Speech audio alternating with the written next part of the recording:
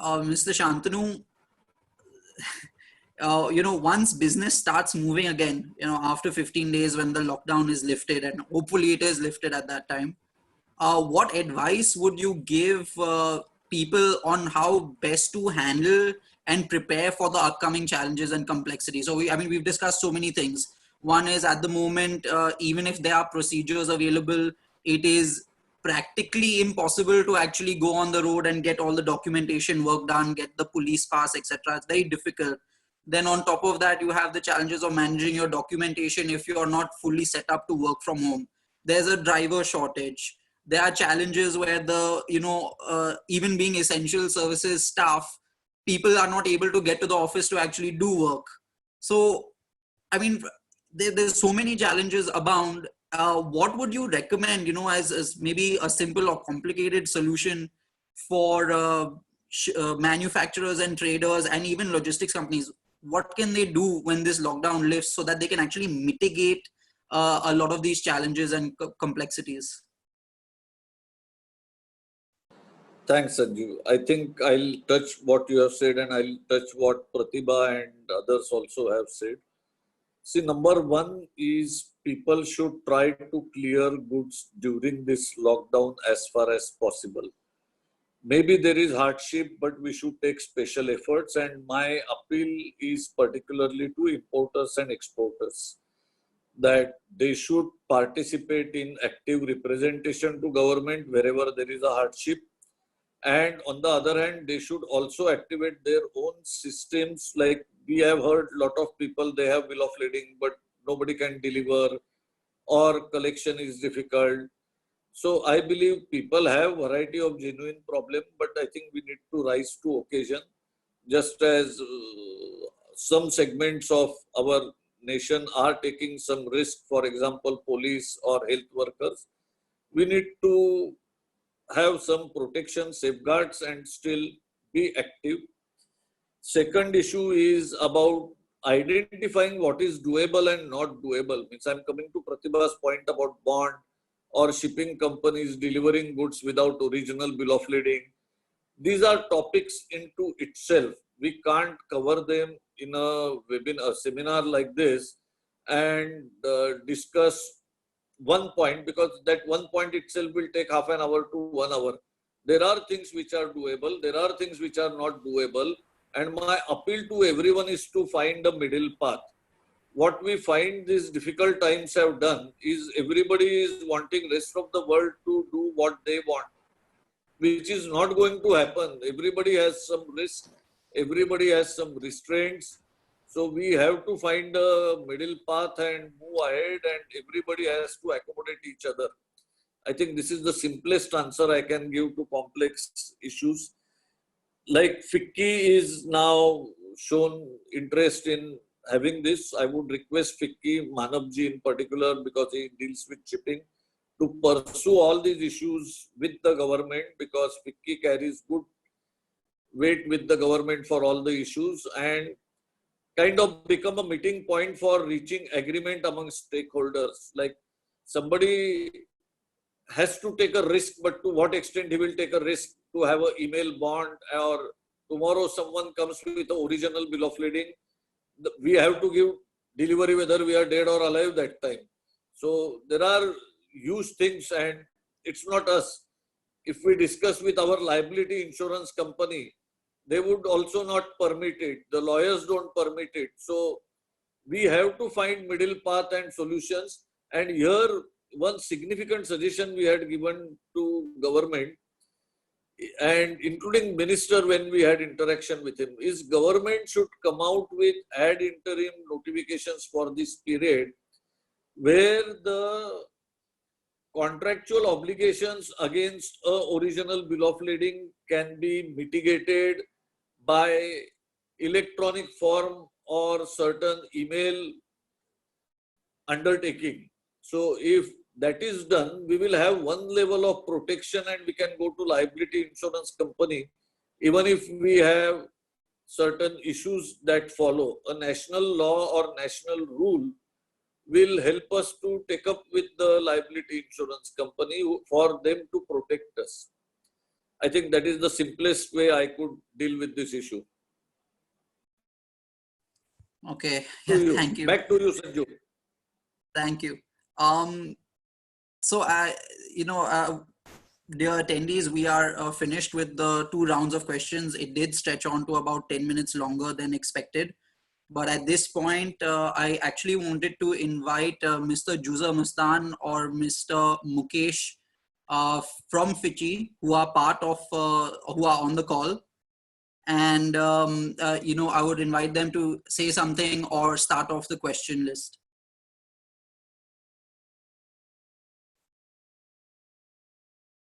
Puneet, can you call out Mr. Mukesh, please? Hi, good evening, Ms. Sanjay. Good This is evening, and Mukesh. thank you for joining, Mr. Mukesh. Yeah, hi. Thanks for inviting me for this webinar. And we have discussed the points, the problems we faced during this COVID-19, and still the challenges are there ahead. This is a nice initiative which you have taken, and I feel personally that we should be covering up more points in during the next webinar, which will be more, focused on the solutions, like rather than, okay, what we have discussed today, it's almost, we have discussed the basics, which almost all the members are aware of it, okay. So now maybe my request or suggestion is next time whenever, we have a next webinar, so we should, cover up the topics which are, kind of a solution talking about more of, rather than the operational things.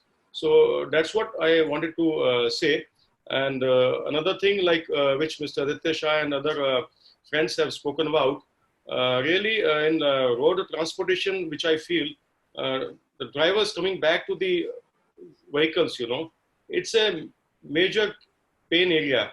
Like only 10% of the long haul trucks are running today, and government is very much concerned about the supply chains which they are getting from the far destinations. Okay, so I don't think so it is going to be resolved immediately, because we have been talking to all the authorities, the secretary level, local administration. Okay, though the passes are being issued, or maybe the commercial driving license is a pass for them, but the main concern which we have faced is the logistic support for the drivers. Though we are running the logistic services, but still we are stuck, we can't help it out. Today we wanted to move some of the drivers from the nearby locations.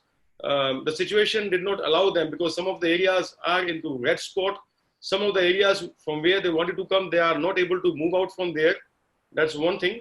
Then another big challenge, though we can get them by sending our all vehicles and all to bring out to the hub, but from hub, we have to send them to across the various states where, the trucks are stranded for last 20 days, which is being loaded, and no one is there to attend that. So this is the major challenge which I feel is going to be there till maybe another 10 to 15 days, and it is not going to resolve immediately. However, hope for the best, and I thanks Sanjay for inviting me, and over to Mr. Sanjay Bhatia now. Yeah, thank you, Mr. Mukesh. I mean, I think you can appreciate in such a challenging time, having concrete answers and solutions is difficult when the government has not. I do appreciate. Yes. Yeah. I hope that we can move towards much more detailed solutioning in our next webinar as well, and we will be in touch on scheduling that. Sure, definitely. Okay. Now, Ms. Pratibha, I have a series of questions. I don't think we'll be able to address more than 2 or 3 in the time that we have.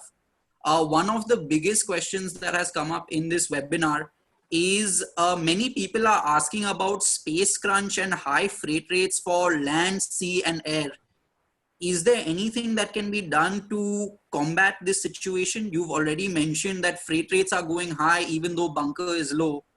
Any practical advice for clients on how to, ensure they're not being, they're not paying through the nose? I won't be able to finish the answer in 5 minutes, but I can just give you some suggestions. first of all, there is an alternative of rail. Most of the inland, you should be trying and exploring more to use rail options. B is that lot of the shipping lines are able to give you an option right now of storing the cargo at origin till such time you have a clarity. So if your current scenario, Sanjay, lot of orders are getting cancelled, especially retail, fashion. Uh, However, the ones which are being on, then for those, if they are in an urgent situations, you could probably try for an FOB shipping terms, which could give you some leverage. There is also something like trade financing happening by the carriers. So try and explore those options. I'm just, these are only some of the possibilities I can think of right now. But we'll have to use alternatives of rail more. I think that is coming out to be a better solution. It is on currently 18 to 20 rakes are still moving on out of Nhava Sheva, which is a great achievement in this time. So I think some of these answers, but we'll have to, frankly, as we go along, we'll have be exploring more and more of these questions and try to get an answer on it. Yeah. So I have a question from Miss Sayali Pandey for you. In your opinion, which commodities will be prioritized for exports? And I think it would also be good to hear from Mr. Karunakar on this question. I think right now what exports are happening, I think onions are going, perishables are going. Some of these commodities are already moving. So once this exports, once the lockdown is over, I think these two would be immediate, and then I think followed with a lot of pharma. I think I have a feeling that pharma would also be given a priority for exports. Mr. Over to you, Karunakar. Sanjay. Thank you. Mr. Karunakar, could you also chime in on this question? And sorry, before that, I just want to check with the panelists. We are out of time, but if everyone is okay to continue, we have many questions that have come from the audience. And I think we can, if it is okay with the panel, extend for maybe another 15 minutes. Yeah, no issue from us. Yeah, sure. Okay, great. Thank you. So, Mr. Karunakar, could you also chime in on this question? Which commodities do you think will be prioritized for exports? Now currently, yes, perishable cargo is there. And now you see, now this is in India, fruit seasons are also there, like mango and grapes exports are there. That is, exporters are trying to push, but unfortunately due to this transportation issues and all those things, they cannot. I think now, as Shantanu said, tomorrow we will come to know what are the government's directives for movement of all this cargo. If anything specific comes, then I think all these consignments will push faster. Thank you. Okay. Yeah, thank you. I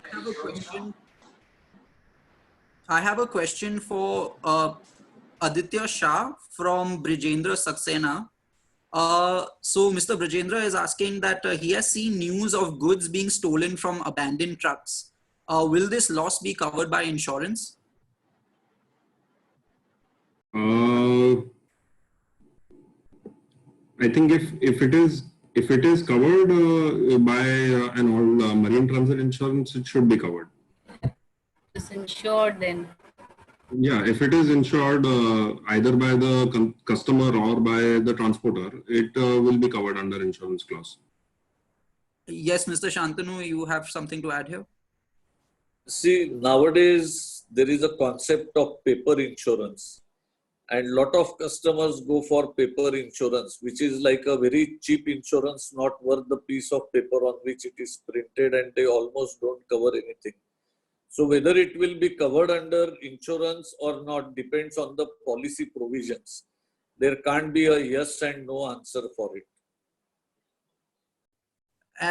And I believe there is a lot of debate about the force majeure clause as well. And the applicability in Indian law is questionable. So I think, yes, you would have to look very detailed at your policy coverage, whether you have a force majeure clause and what it includes, because India does not have a separate common law aspect for force majeure, which means that force majeure in India is covered only as per exactly what is written. So if there is something written for pandemic and epidemic, it is definitely helpful. If not, it is debatable. Mr. Shantanu, you want to add something? I think just today we had a clarification from one of the big law firms. Two things I would like to share. It's a big opinion. Number one, in India, they mentioned that force majeure has to be a specific provision and you have to specify which force majeure will apply. That's the Indian law. But there are people who say, no, force majeure is force majeure. Government has declared force majeure. But then Indian Contract Act has another provision about frustration of contract. And when there are situations of impossibility of performance, it doesn't become force majeure, but it becomes just impossible to perform the contract. So those provisions can come in irrespective whether they are part of the contract or not. Again, all these questions are contract specific and circumstances specific. Some contracts may not be Indian contracts at all. Some contracts may be global contracts or they could be done in third country. So I believe every detail is important in such cases. Thank you. Yeah, absolutely. I agree. Mr. Karunakar, I have two questions for you. The first one is from Mr. Anish Sawant. He is asking where he can get access to all circulars and notices that are issued for imports and exports. If you could share the website. As far as Nhava Sheva is concerned, all three customs houses, they have their own websites.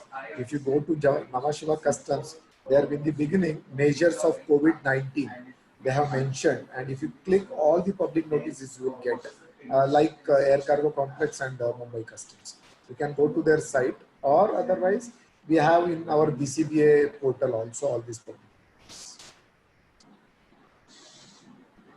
Yes, Andrew. Yeah, thank you. And a second question from Mr. Rohan Jawar. He says that they are an AEO certified company. Is there any benefits that will accrue to AEO certified companies for clearance both during this lockdown as well as after? Yeah, there are many benefits. They can go through that AEO circular where very clearly it is mentioned. There are three types of AEO. I don't know which AEO they are, because T1, T2, T3 different benefits are given with the different AEO certifications. So according to that, benefit is there. And during this lockdown also, same facilities are extended. It is not that not extended. Same facilities are extended, but because of other lot of challenges, it may be some issues with regard to that. Thank you. Okay, thank you. Mr. Shantanu, a question from Siddharth Kharawala of Indian Kishmish Company. So they are exporters of raisins and spices, and they have a few containers to export, which they are asking if they can move the stock in trucks to the CFS and then load. And if any major challenges are to be expected, since they have perishable cargo, they don't want it to get stuck along the way. If you can share some advice. Sure. Whether there are major challenges, yes, there are major challenges. Whether you can move and ship, yes, you can move and ship.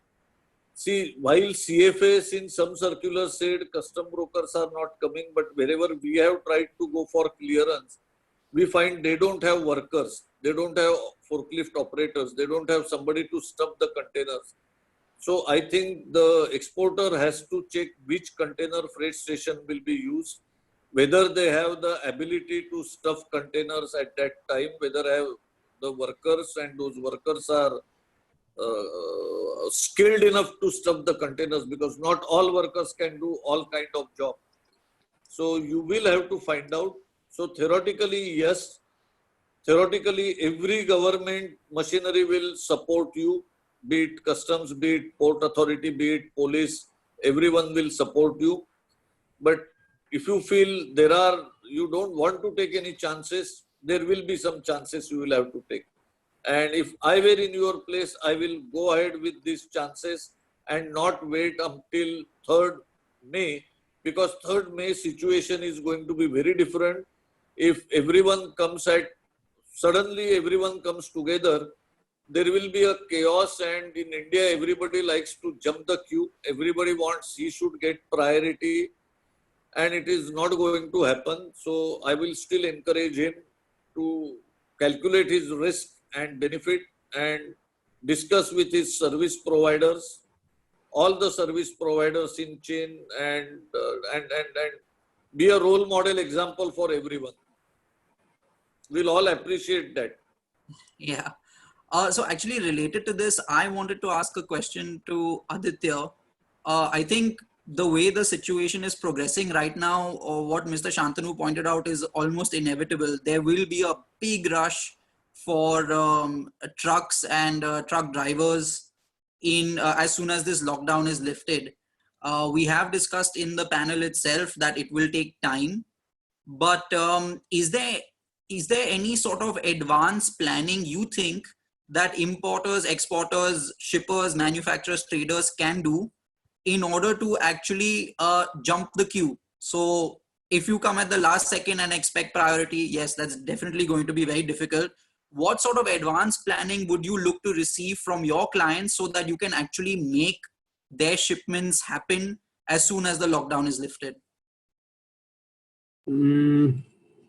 So I think, see, the visibility that we get as transporters, generally happens at the last moment itself, so not many companies shippers give us any visibility beyond, say, a couple of days in terms of what kind of a vehicle, which destination is it for, how big is the shipment.